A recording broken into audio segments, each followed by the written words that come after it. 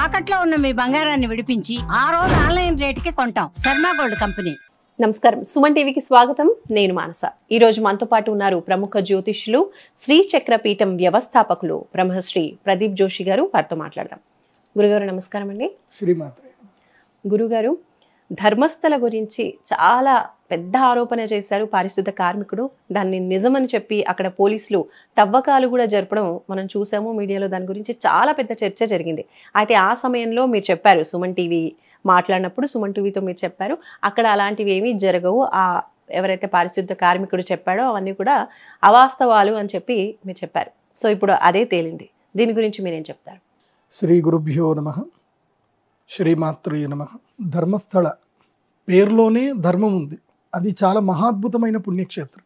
అది ఇప్పటిది అప్పటిది కాదు, కొన్ని వేల సంవత్సరాల క్రితమే అది ఒక మహాపుణ్యక్షేత్రం అని చెప్పి శ్రీ వ్యాసరాజ తీర్థుల వారు అక్కడికి వెళ్ళి పునః విగ్రహ ప్రతిష్టాపన చేయించి అక్కడ పూజా కార్యక్రమాది విధులన్నింటిని కూడా ప్రతిష్టాపన చేయడం జరిగింది. అసలు చాలా మందికి ధర్మస్థల శ్రీ మంజునాథ క్షేత్రం గురించి పూర్తిగా చాలా మందికి తెలియదు. ఇప్పుడు శ్రీ మంజునాథ అని ఒక సినిమా వచ్చింది.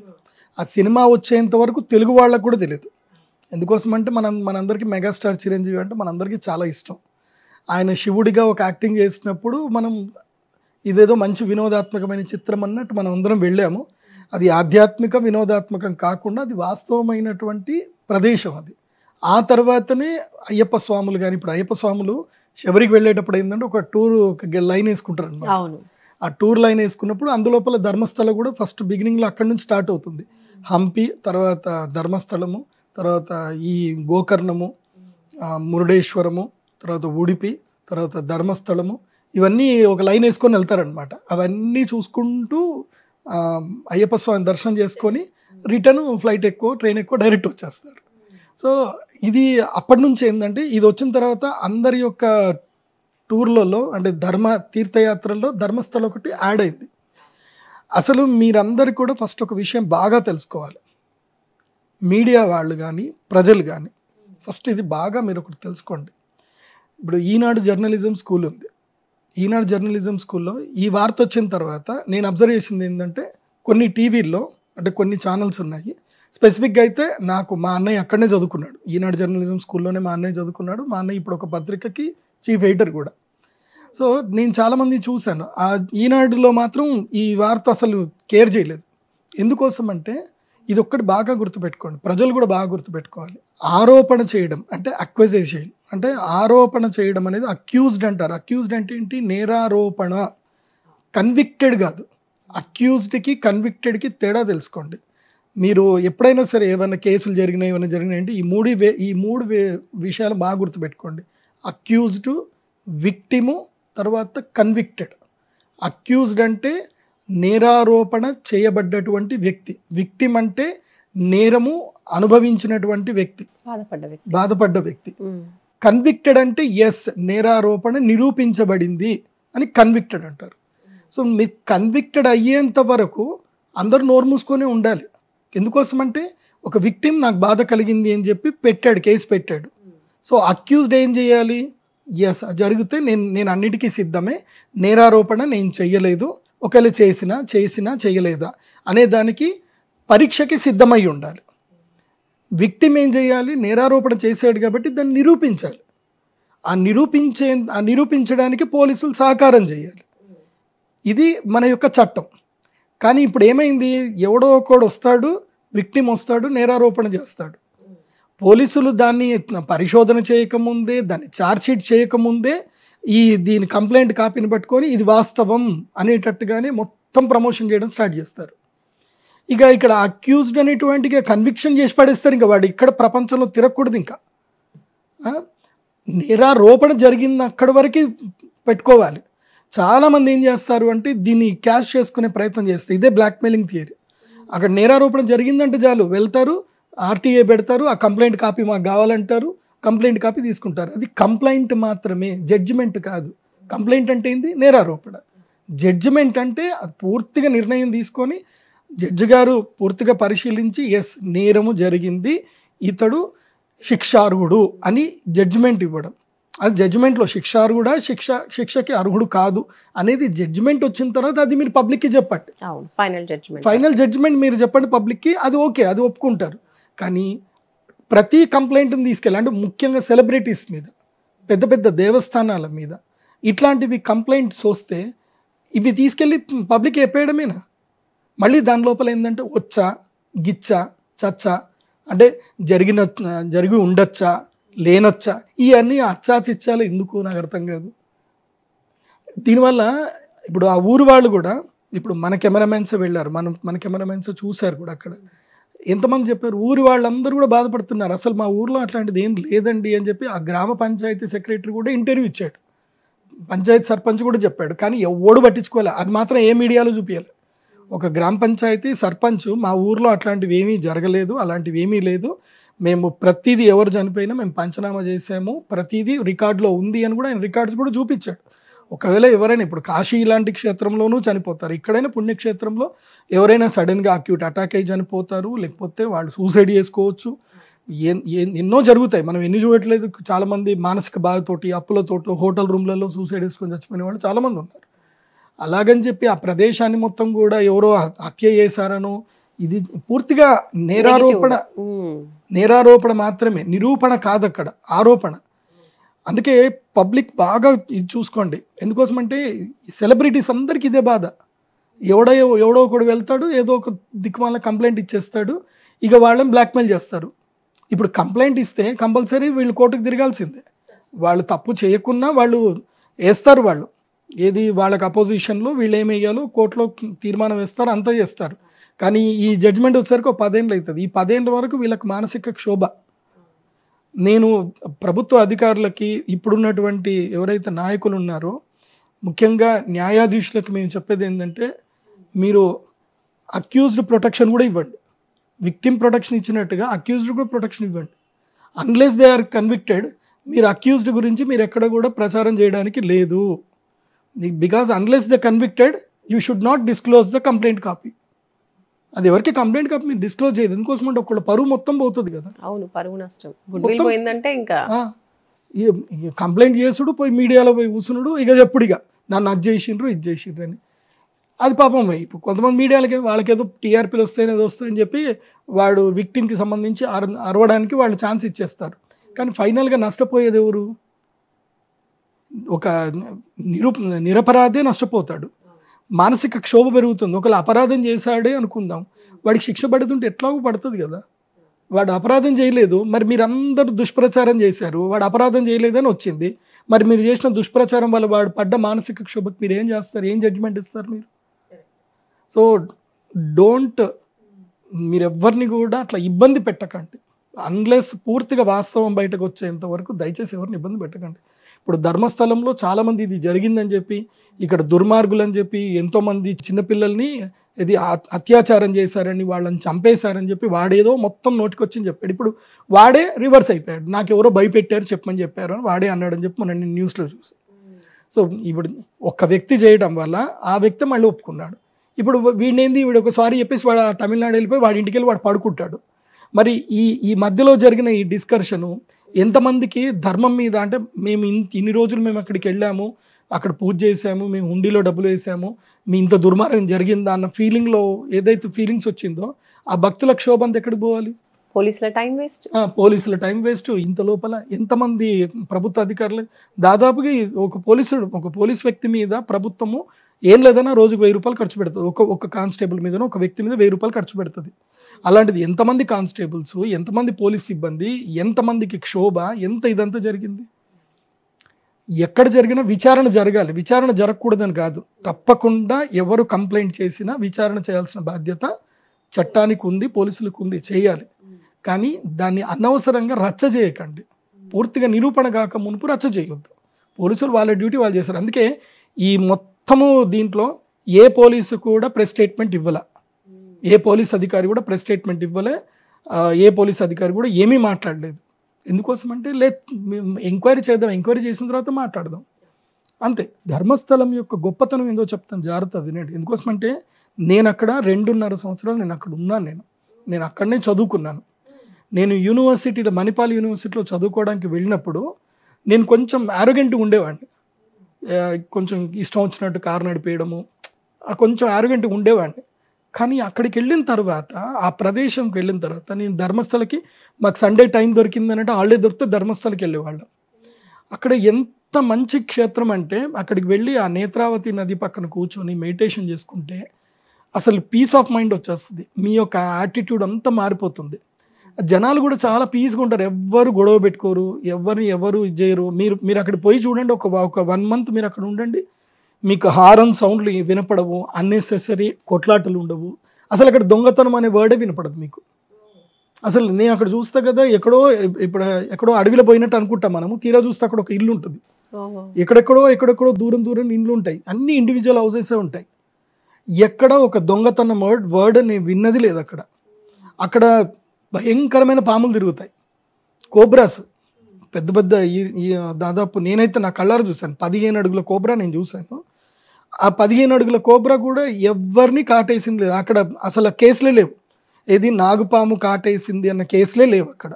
మీరు కావాలంటే రైట్ టు ఇన్ఫర్మేషన్ యాక్ట్ ప్రకారము మీరు మెడికల్ డిపార్ట్మెంట్కి, మీరు కర్ణాటక మెడికల్ డిపార్ట్మెంట్కి మీరు లెటర్ రాయండి, లేదంటే శివమొగ్గ డిస్టిక్కి, ఉడిపి డిస్టిక్కి మీరు లెటర్ రాయండి. ఇవన్నీ స్నేక్ బైట్ కేసెస్ బుక్ అయ్యాయి, పలానా సంవత్సరంలో చేయండి, మీకు మోస్ట్ ఆఫ్ ద 10 సంఖ్యలోనే ఉంటాయి.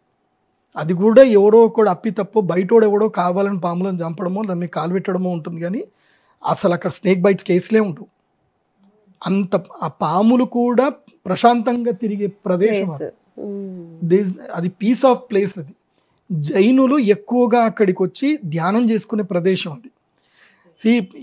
ఈ భూమి మీద అంటే సనాతన ధర్మంలో, హైందవ ధర్మంలో కూడా హిందువులు కూడా ఒక భాగం, హిందూ ధర్మములో జైనులు కూడా ఒక భాగం. జైనులు ఎంత సాత్వికులు అంటే వాళ్ళు అసలు హింసను అస్సలు ప్రేరేపించరు. ఇంకా మనమైనా సరే కొంచెం హిందువుల్లో వేరే కేటగిరీలో మనం ఆలుగడ్డలు తింటాము, క్యారెట్లు తింటాము, ఉల్లిపాయలు తింటాం. వాళ్ళు భూమి లోపల ఏదైతే పెరుగుతాయో అవి తినరు. వాళ్ళు భూమి లోపల పెరిగినవి తినరు. జైన్ డైట్ అని ఒకటి ఉంటుంది, మీరు కావాలంటే ఎక్కడైనా హోటల్స్ మీద రాస్తారు, జైన్ డైట్ ఉంటుంది, జైన్ ఫుడ్ ఉంటుంది అని చెప్పేస్తున్నారు. భూమి లోపల పెరిగేది ఏది వాడరు వాళ్ళు, భూమి పైన పండినవి మాత్రమే వాళ్ళు తింటారు. ఇక నాన్ వెజ్ సంగతి అసలు లేనే లేదు, ఇంకా గుడ్డు నాన్ వెజ్ అసలు మాటే ఉండదు. ఎందుకోసం అంటే వెల్లుల్లిపాయ తినరు, ఆలుగడ్డ తినరు, క్యారెట్ ముట్టరు, ఇంకేం ఉండవు అక్కడ. భూమి లోపల పెరిగిన ఏ వస్తువు ముట్టరు, వాళ్ళు అంత సాత్వికంగా ఉంటారు వాళ్ళు జైన్స్. మళ్ళీ వాళ్ళ బిజినెస్లో దిట్ట. మీరు భారతదేశంలో ఏ కమ్యూనిటీ దగ్గర ఎక్కువ డబ్బు ఉందని కానీ చూస్తే మార్వాడి జైన్స్ కమ్యూనిటీ దగ్గరనే ఎక్కువ ఉంటాయి డబ్బులు. వాళ్ళు అంత అద్భుతంగా బిజినెస్ చేస్తారు. మళ్ళీ బిజినెస్లో వాళ్ళు టాప్. భారతదేశంలో ఉండే టాపెస్ట్ చార్టర్డ్ అకౌంట్స్లోనూ వాళ్ళే ఉంటారు, భారతదేశంలో టాపెస్ట్ ఫినాన్షియల్ ఇన్స్టిట్యూషన్స్లోనూ వాళ్ళే ఉంటారు, భారతదేశంలో ఉండేటువంటి టాపెస్ట్ ఎఫ్ఎంసీజీ కంపెనీస్ వాళ్ళే ఉంటారు. జైన్స్కి మించిన ఎఫ్ఎంసీజీస్ లేవు.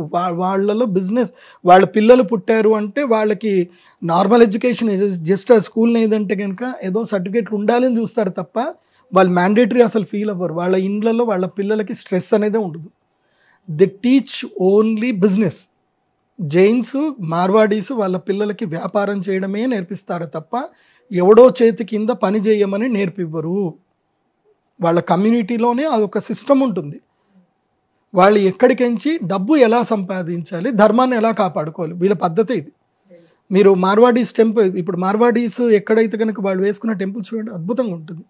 మీకు నేను మీ అందరికి కూడా ఒక క్లూ ఇస్తాను చూడండి. ఇది చాలా మందికి తెలియని ఒక టెంపుల్, అద్భుతమైన టెంపుల్ ఉంటుంది. మన భాగ్యనగరానికి దగ్గరలోనే ఒక టెంపుల్ ఉంటుంది. అసలు సౌత్ ఇండియాలో ఎక్కడ కూడా లేని టెంపుల్ భాగ్యనగరంలోనే ఉంది. సుమన్ టీవీ కూడా మీరు కూడా ఒకసారి వీలైతే ఆ టెంపుల్కి వెళ్ళి అందరికి చూపించండి. భాగ్యనగరంలో ఆగ్రా స్వీట్స్ అని ఒకటి ఉంటుంది. ఆగ్రా స్వీట్స్ అగర్వాల్స్, వాళ్ళ అగర్వాల్స్ చాలా ఫేమస్ స్వీట్స్. వాళ్ళ ఇంట్లలో చాలా ఇబ్బందులు కలుగుతూ ఉంటే వాళ్ళ కులదేవత దుర్గాదేవి అమ్మవారి కులదేవతకు వాళ్ళు మొక్కుకొని వాళ్ళు ఇక్కడనే, మనము ఈ చేవేళ్ళ వెళ్తూ ఉంటే ఈ కనకమామిడి విలేజ్ దాటగానే లెఫ్ట్ సైడ్లో అష్టాదశ భుజధారిణి అని అమ్మవారి యొక్క దేవస్థానం ఉంటుంది. అమ్మవారికి 18 భుజాలతో కూడుకున్న దేవస్థానం, ఆ విగ్రహం ఉంటుంది. ఆ భువనేశ్వర్ అమ్మవారి విగ్రహం చూస్తే చాలు మనస్సు ఇట్లా తన్మయం అయిపోతుంది, ఒక ఎనర్జీ వచ్చేస్తుంది. 18 భుజాలు కూడిన అమ్మవారి విగ్రహం అక్కడ ప్రతిష్టాపన చేశారు. తర్వాత నవగ్రహ దేవస్థానం అంటే అమ్మవారికి నవమాతృకలు నవదుర్గలు ఏవైతే ఉన్నదో అంటే ప్రథమం శైలపుత్రీచ, ద్వితీయం బ్రహ్మచారిణి, తృతీయం చంద్రగంటేతి, కూష్మాండేతి చతుర్థకం, పంచమం స్కందమాతేతి, షష్టం కాత్యాయనీతి చ, సప్తమం కాళరాత్రీతి, మహాగౌరీతి చాష్టమం, నవమం సిద్ధిదాత్రీ చ, నవదుర్గా ప్రకీర్తిత. ఈ శ్లోకం ప్రకారమే మీరు అక్కడ వెళ్ళి చూడండి, నవదుర్గలు కూడా అమ్మవారి చుట్టూ కూడా ప్రతిష్టాపన చేయబడినటువంటి మహాద్భుతమైన దేవస్థానం. అంటే దశమహావిద్యలు అమ్మవారు 10 మంది 10 దేవస్థానాలు 10 విగ్రహాలు అక్కడ చక్కగా ప్రతిష్టాపన చేయబడింది. పీస్ ఆఫ్ మైండ్ అక్కడ. మీరు అక్కడ పోతే ధ్యానం చేసుకుంటే ఎంత అద్భుతంగా ఉంటుందో. మంచి దేవస్థానం. ప్రతిరోజు సాయంత్రం 7 గంటలకి మహాహారతి అవుతుంది. మీరు అక్కడికి వెళ్ళి చూడండి, అరగంట సేపు హారతి అవుతుంది. ఆ వైబ్రేషన్ చూడండి ఎంత బాగుంటుంది. అలాంటి శక్తి తన్మాత్రంలో ఉన్నటువంటి దేవస్థానాలు ఎన్నో వీళ్ళు కట్టుకున్నారు. ఎవరు మార్వాడీస్ కట్టుకున్నారు. వాళ్ళు సంపాదించడం ఒకటే కాదు, వాళ్ళకి సంపాదించింది దానం చేయడం కూడా తెలుసు. నువ్వు సంపాదించింది నీ దగ్గర కూడబెట్టుకోవడం కాదు, దానం చేయడం కూడా నేర్చుకోవాలి. మేము వెళ్తాం కదా, ఇప్పుడు నేను మార్వాడీస్ మేము ఇంటికి వెళ్తాం. మేము వెళితే వాళ్ళు మమ్మల్ని ఎంత గౌరవిస్తారు అంటే ప్రేమగా చూసుకుంటారు. చాలా గౌరవంగా. అసలు వాళ్ళ ఇంట్లో ఉన్న పిల్లలందరూ వచ్చి దండం పెడతారు. ఎవడు కూడా నమస్తే గురూజీ అని ఇట్లా నమస్తే గురూజీ ఇట్లా ఉండదు. ఇలా కూడా చేయరు. వచ్చి కాళ్ళకి దండం పెట్టే పెడతారు వాళ్ళ ఇంట్లో ఉండే వాళ్ళందరూ. అది వాళ్ళకున్న గౌరవం, మర్యాద, సంస్కారం. ఆ సంస్కారం మీరు మీ పిల్లలకు నేర్పించండి. అప్పుడు మీరు కూడా మీ పిల్లలకి వ్యాపారం చేయడం నేర్పించండి. మార్వాడీల్ని మీరు వెళ్ళిపోండి అని చెప్పడం కాదు. మీరు కూడా మార్వాడీలాగా మీరు ఐక్యంగా మీరు కూడా వ్యాపారం చేయండి. వాళ్ళు సిండికేట్ చేసుకొని బిజినెస్ చేస్తున్నారంటే మీరు కూడా చేయండి. మీకు వ్యాపారం చేయడంలో మిమ్మల్ని ఎవరు వద్దన్నారు? వాళ్ళు కలిసికట్టుగా చేస్తారు.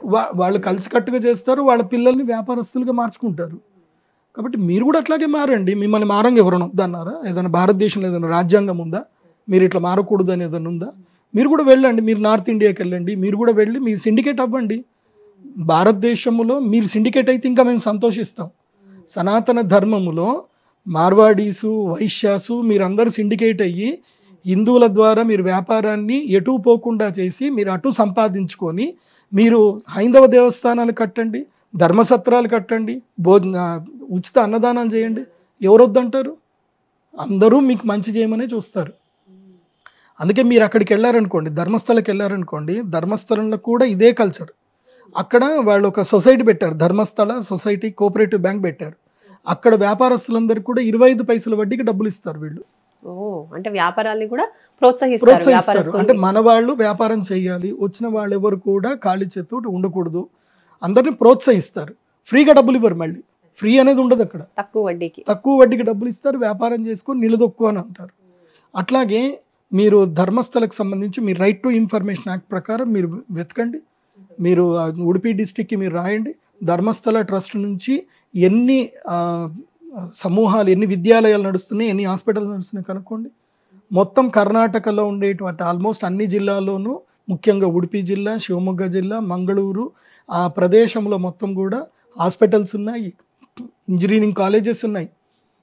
ఒక ధర్మస్థల క్షేత్రంలో మీరు హుండీలో డబ్బేశారంటే అది గ్యారంటీగా ఒక కొడుకు ఉపయోగపడుతుంది. అది బాగా గుర్తుపెట్టుకోండి. ఊరికే ధర్మస్థల క్షేత్రానికి సంబంధించిన పెద్ద ఆయనకి హెగ్డే గారికి, వీరేంద్ర హెగ్డే గారికి ఆయనకి పద్మభూషణ్, పద్మశ్రీ అవార్డ్స్ ఊరికే ఇవ్వలే. ఆయన ఎంత సాత్వికమైన వ్యక్తో, ఎంతమందికి మేలు చేయాలని చూస్తారో అంత మంచి వ్యక్తి. ఆయన చేతికి ఒక రత్నం ఉంగరం తప్ప ఒంటి మీద బంగారం ఉండదు, ఏ ఆభరణాలు, ఏ కాంక్ష ఆయనకు ఉండదు. చాలా నెమ్మది కలిగిన వ్యక్తి ఆయన. కాకపోతే మంచిని కొంతమంది మెచ్చరు. ఎందుకోసం అంటే ఏ పెద్ద సంస్థలో అయినా సరే 10% దుర్మార్గులు ఉంటారు, నచ్చని వారు ఉంటారు. ఇప్పుడు శ్రీకృష్ణదేవరాయ లాంటి గొప్ప ఆయన సంస్థానంలో కూడా ఆయన మోసం చేసిన వాళ్ళు ఉన్నారు, ఆయనకు వెన్నుపోటు పొడిచిన వాళ్ళు ఉన్నారు. ఛత్రపతి సంభాజీ మహారాజ్ సంస్థానంలో కూడా ఆయనకు వెన్నుపోటు పొడిచిన వాళ్ళు ఉన్నారు. లేకపోతే ఇవాళ సంభాజీ మహారాజ్ దొరకకపోతుండే, అసలు ఔరంగజేబు అనేటువంటి పేరే అసలు చరిత్ర ఉండకపోతుండే సంభాజీ మహారాజ్ ఉండుంటే. వెన్నుపోటుదారులు ఉంటారు. కాకపోతే వెన్నుపోటుదారులు ఎవరు కనపడినా వాడిని ఫస్ట్ చంపేయండి అని చెప్తున్నాను. వెన్నుపోటుదారు ఉండకూడదు. అట్లాంటి వాళ్ళని ఎంకరేజ్ చేయకండి. వెన్నుపోటు అనేది చాలా దారుణం ధర్మానికి. నేను మీ అందరికీ చెప్పేది ఏంటంటే, మన పుణ్యక్షేత్రాల మీద, మన దేశం మీద కూడా దాడి జరుగుతుంది. ఇప్పుడు మన దేశంలో గౌరవ ప్రధానమంత్రి నరేంద్ర మోదీ గారు ఉన్నారు. అమెరికా ఎంత ప్రలోభాలు పెట్టినా, ఎంత భయపెట్టినా సరే మన భారతదేశంలో అగ్రికల్చర్ ఇండస్ట్రీ లోపలికి అమెరికాని కాలు పెట్టనివ్వట్ల. ఎందుకు? మన రైతులకు నష్టం జరిగిపోతుంది. కార్పొరేట్ కల్చర్ అగ్రికల్చర్లోకి కూడా ఎంటర్ అయిపోతే మన రైతులకు నష్టమే కదా. మన రైతులందరూ ఇప్పుడు లేబర్లు అయిపోతారు. సేమ్ మళ్ళీ బ్రిటిష్ వాళ్ళు వచ్చినట్టే అయిపోతుంది. అందుకే భారతదేశంలో గౌరవ ప్రధానమంత్రి గారు దీన్ని ఎంట్రీ చేయలేదు. దానికే మన భారతదేశం మీద సుంకాలు ఇస్తున్నారు. ఇప్పుడు దాని మీద ఏంది, ఎవడో ఒకడు వచ్చాడు, ఓట్ చోరీ అని అంటారు, మళ్ళీ ఏదో అంటారు. మళ్ళీ ఆల్రెడీ ఎలక్షన్ కమిషన్ చెప్తుంది, రాహుల్ గాంధీ గారు మీరు నిజంగా నేరారోపణ చేస్తే రండి కేసు పెట్టండి, మేము విచారణ చేస్తాం, మీరు రండి కేసు పెట్టండి. కంప్లైంట్ లేదు, కేసు లేదు, ఓన్లీ మీడియాలో చెప్పడం మాత్రం ఉంది. నిజంగా నీ దగ్గర తప్పు ఉంది అని నీ దగ్గర ఆధారాలు ఉంటే సుప్రీంకోర్టు ఉంది కదా, సుప్రీంకోర్టులో వెళ్ళి నువ్వు కేసు పెట్టు కదా. నేను ఎవరు వద్దన్నారు? సుప్రీంకోర్టులో ఒక కామన్ మ్యాన్ కూడా వెళ్ళి కేసు పెట్టొచ్చు. ఇది మన రాజ్యాంగం ఒక కామన్ మ్యాన్కి కూడా పవర్ ఇచ్చింది. మరి నువ్వు ఒక ప్రతిపక్ష నాయకుడివి, అంత గొప్పవాడివి, నువ్వు చేయాలి కదా. పోయి unfortunately I'm become a parliament member అంటే అది ఎంత దారుణం. అది నేను దురదృష్టవశాత్తు నేను పార్లమెంట్ మెంబర్ అంటే అది ఎంత దారుణం అది. అందుకే మన దేశం మీద ఇలాంటి దాడులు కూడా జరుగుతున్నాయి. మన యొక్క హైందవ దేవస్థానాల మీద కూడా ఇలాంటి దాడులు జరుగుతాయి. అట్లాగే మన హైందవ వ్యక్తుల మీద కూడా, సనాతన ధర్మాన్ని ప్రొటెక్షన్ చేస్తూ ధర్మ ప్రచారం చేసే వ్యక్తుల మీద కూడా ఇలాంటి నేరారోపణలు వస్తాయి, ఆరోపణలు వస్తాయి. ఆరోపణలు మీరు వాస్తవం అని నమ్మితే మనకి ఎవరైతే మనకి సపోర్ట్ చేస్తున్న వాళ్ళు ఉన్నారో వాళ్ళని మనమే కోల్పోతున్నట్టు లెక్క. ఇప్పుడు మొన్న నేను పవన్ కళ్యాణ్ గారి సినిమా చూశాను. నేను యాక్చువల్లీ థియేటర్కి వెళ్ళాను, ఓటీటీలో వచ్చింది. అప్పుడు ఆమె క్లియర్గా చెప్తుంది, ఎవరు ఒక అమ్మాయి చెప్తుంది, లాస్ట్ క్లైమాక్స్ ఫైట్లో చెప్తుంది, భగవంతుడే చెప్తున్నాడు ధర్మయుద్ధం చేయమని చెప్తున్నాడు, మీరు యుద్ధం చేయకుండా ఒక్క వ్యక్తి యుద్ధం చేస్తుంటే మీరు అందరూ చూసి చేతులు పట్టుకొని నిల్చున్నారని. ఒక ఆడపిల్ల గట్టిగా అంటే అందరు కలిసి యుద్ధం చేస్తారు.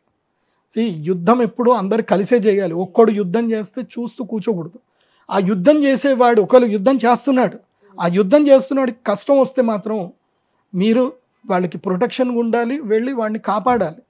అలాగని చెప్పి ఎలాంటి న్యాయ విచారణ జరగకుండా, ఎలాంటి ఆధారాలు లేకుండా ఎటు దొరికితే అటు నోటికి వచ్చినట్టుగా వాగొద్దు. బాగా గుర్తుపెట్టుకోండి, నోటికి వచ్చినట్టు వాగకండి. మీకు ఏది కరెక్ట్ అనిపిస్తే అది మీడియాలో ప్రచారం చేయకండి. మీకు కరెక్ట్ వచ్చింది చెప్పకూడదు. ఏదైతే న్యాయానికి చట్టానికి అది రుజువు అవుతుందో అప్పుడు మీరు అది చెప్పండి, అది ధర్మం. అది అప్పుడు తప్పకుండా చెప్పాలి, అది మీ ధర్మం. మీరు అది చేయకుండా కూడా తప్పు. మళ్ళీ ఎందుకోసం అంటే ఒక దుర్మార్గుడిని ప్రపంచంలో తిరగనిస్తే కూడా తప్పే. కానీ వాడు దుర్మార్గుడు అని తీర్మానం జరిగిన తర్వాత చెయ్యాలి. తీర్మానం జరగలేదు అని అంటే వాడు అది ఒకవేళ కోర్టు డిలే చేసింది అనుకుందాం, వాడు దుర్మార్గుడు అనుకుందాం, ప్రకృతి మాత్రం వాడిని వదిలిపెట్టదు కదా. దేవుడు అనేటువంటి వాడు ఉన్నాడు, వాడికి ఎక్కడైనా శిక్ష వేస్తాడు, గ్యారంటీగా శిక్ష వేస్తాడు. ఎవడైనా ఒక చిన్న తప్పు చేసినా అందుకోసమే శాస్త్రంలో క్లియర్గా చెప్పారు, అత్యుత్కటై పాపపుణ్యై ఇహ ఏవ ఫలమశ్నుతే.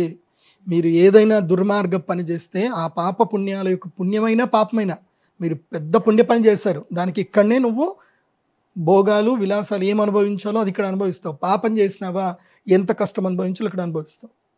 నేను నా జీవితంలో చూశాను, నన్ను ఎవరెవరు మోసం చేశారో వాళ్ళందరూ కూడా ఎక్కడెక్కడ శిక్షలు అనుభవిస్తున్నారో వాళ్ళందరూ అనుభవిస్తున్నారు, నాకు కన్నారో చూశాను నేను. But judgement may delays, but it's not జరగకుండా అనేది ఉండదు. డిలే అవుతుందేమో, but definitely judgement will serve, గ్యారంటీగా ఉంటుంది. అది బాగా గుర్తుపెట్టుకోండి. మీ మానసిక క్షోభకి భగవంతుడు ఎప్పుడైనా దానికి జడ్జిమెంట్ ఇచ్చేస్తాడు, శిక్ష వేస్తాడు. అంటే కొంతమంది అంటూ ఉంటారు కదా, ఇప్పుడు చేసినటువంటి తప్పులు ఏమైనా పాపాలు ఉంటే అవి చనిపోయాక వాటికి సంబంధించి చాలా కఠినమైన శిక్షలు ఉంటాయి అని చెప్పేసి, అప్పుడు అందరూ అనుకుంటూ ఉంటారు ఇప్పుడు హ్యాపీగా ఉన్నాం కదా అని. సో మీరు చెప్పడం మాత్రం ఇప్పుడు ఈ టైంలో కూడా అంటే బ్రతికున్నప్పుడే దానికి సంబంధించిన పుణ్యం కావచ్చు పాపం కావచ్చు లెక్క తీరిపోతుంది. అవుతాయి, బతికున్నప్పుడే అవుతాయి. మీరు ఎవరికైనా మానసిక క్షోభ కలిగిస్తే, మీరు క్షోభ కలిగించినటువంటి విత్ ఇన్ 3 to 12 years, బాగా గుర్తుపెట్టుకోండి. ఇది మనకి దీంట్లోనే ఉంటుంది, భవిష్యోత్తర పురాణంలోనూ ఉంటుంది, గరుడ పురాణంలోనూ ఉంటుంది. మనం ఎవరికైనా మానసిక క్షోభ కలిగిస్తే దాని యొక్క ఫలితాన్ని మనం తప్పకుండా అనుభవించాల్సి వస్తుంది. అది 3 months కావచ్చు, 3 years కావచ్చు, 12 years కావచ్చు. కానీ మ్యాక్సిమం 12 years లోపలనే నీకు అది రిజల్ట్ వచ్చేస్తుంది, 12 years లోపలనే వచ్చేస్తుంది. నువ్వు బాధపడాల్సిన అవసరమే లేదని కృష్ణుడే చెప్తాడు. నువ్వు ఏదైనా తప్పు చేస్తే దానికి తప్పకుండా శిక్ష అనుభవించాల్సిందే. ఎందుకోసం అంటే ఇప్పుడు మహాభారతంలో ఇంత జరిగింది, అంత జరిగినప్పుడు కృష్ణుడు శిక్షించాలంటే అక్కడే శిక్షించవచ్చు కదా. క్షణకాలం పట్టదు. కృష్ణుడికి సుదర్శన చక్రం వదిలితే కౌరవులుగా మొత్తం కౌరవులందరి తలలన్నీ ఒక్క క్షణంలో తెగిపోతుండే. అది కాదు కదా కృష్ణుడి పని, అది కాదు కదా. ధర్మం పక్కన నిలబడ్డడం, ధర్మ యుద్ధం చేయించడం ఆయన పని. అర్జునుడితో యుద్ధం చేయించాడు అంటే అర్థమైంది, నువ్వు యుద్ధం చేయి, నేను ధర్మం, నేను ఎప్పుడు నీ పక్కనే ఉంటా, నువ్వు యుద్ధం మాత్రం చేయి, యుద్ధం చేయడం మాత్రం ఆపకు, నేను నీతోటే ఉంటా, నువ్వు యుద్ధం చేస్తే నేను నీతోటి ఉంటా. కాబట్టి ధర్మం పట్ల మీరందరూ నిలబడండి, యుద్ధం చేయండి. అలాగే ధర్మానికి ఎవడైనా క్షోభ కలిగిస్తున్నా సరే గట్టిగా నిలబడండి. మొన్న ఇది జరిగినప్పుడు కూడా నేను చెప్పా, వచ్చా గిచ్చా చచ్చా ఇవన్నీ కాదు, అక్కడ ఏదైనా జరిగితే లెట్ ద ఎంక్వైరీ హ్యాపెన్, అది మొత్తం జరగని, జడ్జ్మెంట్ రాని, అప్పటిదాకా ఆగండి అని చెప్పి. ఏం లేదు, ముందుకే జరిగిపోయింది, అంత అయిపోయింది, తేలిపోయింది. కాబట్టి భవిష్యత్తులో భారతదేశానికి కూడా ఇప్పుడున్నటువంటి ప్రభుత్వం పడిపోవడానికి కూడా కొన్ని ఆరోపణలు వస్తాయి. ఎవ్వరు పానిక్ అవ్వకండి. ఎందుకోసమంటే అమెరికా వాడు చేసే పనే అది. మన దేశంలో వాడికి తోలుబొమ్మ ఉండాలి. వాడి ప్రతి దేశంలోనూ ఒక తోలుబొమ్మను పెట్టుకుంటాడు, వాడు తోలుబొమ్మను పెట్టుకుని ఆడిస్తాడు. కానీ మన స్వామి అట్లా కాదు కదా, మన మోదీ గారు అట్లా కాదు కదా. ఆయన మొత్తం అందరినీ ఆయన ఆడిస్తాడు. ఆయన్ని ఆడిద్దాం అనుకుంటే మాత్రం ఆయన ఎట్లా ఆడించాలో ఆడిస్తాడు. కాకపోతే మనం ఆయనతోటి ఎప్పుడు మనం సపోర్టివ్గా ఉండాలి. మోదీ గారితో మనం ఎప్పుడు సపోర్టివ్గా ఉండాలి. మన దేశ ప్రధానికి మనం ఎప్పుడు సపోర్టివ్గా ఉండాలంటే ఏవైతే అవాస్తవికమైన వార్తల్ని మనం స్ప్రెడ్ చేయకూడదు, అది మనం పాటించాలి. ఒక మంచి మెసేజ్ అందించారు నిజంగా చాలా మందికి కూడా. So thank you so much, ధన్యవాదాలు, నమస్కారం. శ్రీమాత్రి.